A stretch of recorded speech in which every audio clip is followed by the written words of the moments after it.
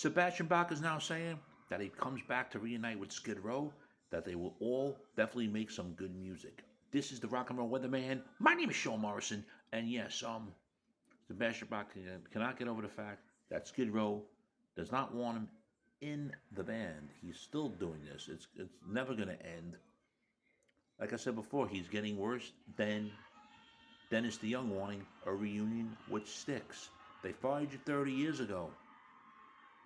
Get the fuck over it.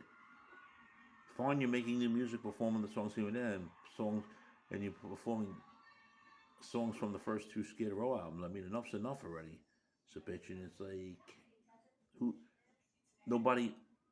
All you're saying is that they should do it. Blah blah blah. They don't want to do it.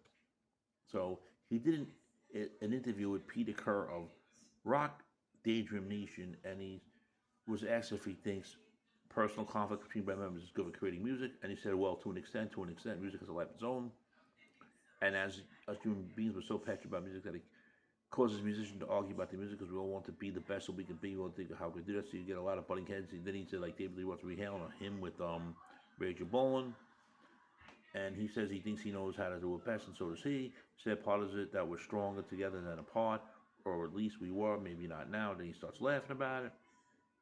But he says, just know that if we came together again, we'd definitely make some good music because I know we know how to do that. But we're so passionate about Skid Row, all of us, that we can't see eye to eye about the band, and it's very sad. Well, they do not want you in the band anymore, so bitchin'. Yet, it's that simple. He goes on to say that he did a gig recently with Rob Affuso, the former drummer of Skid Row, 2 or 3 weeks ago, and the magic between him and Rob is crazy. And Bach continued, you can feel it. He's in his new videos too, which were What Do I Got to Lose and Hold On to That Dream. I didn't know he was in the videos because I personally don't care. And it made both of them have a chemistry, and when they're on stage together, it was undeniable. And they both say to each other, man, this is really heavy. Us two together, can you imagine if it was all 5 of us, the whole band together? Oh, brother. Friends, if you're not subscribed to the Sean Morrison YouTube channel, please do so. Everyone else out there subscribing, thank you very much for the continued love, honor, and support. It is greatly appreciated. He said there was how close a reunion between him and the other members of the classic lineup of Skid Row ever became a reality. He said it got really close. He didn't remember how many years ago. He's going 6 or 7 years ago, and he said it was right before they got that singer ZP Theater, the guy from Dragon Force in late 2015. So we're going back 10 years, and he was under the impression he was getting back together. And it was New Year's Eve. He saw it online. Here's the news of the Skid Row singer, and he's like, "You gotta be kidding me!" And then he started texting them all, "Fuck you, fuck off." He was blown away that they were gonna get like a singer number 7, number 8. Well, he wasn't the 8th singer at the time, but whatever.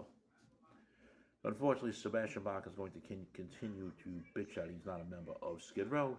He needs to move on his life and stop being like Dennis DeYoung with the way he's trying to beg for a reunion with Styx. So, friends, what do you think about Sebastian Bach saying that if he reunited with Skid Row, that they definitely would make some good music?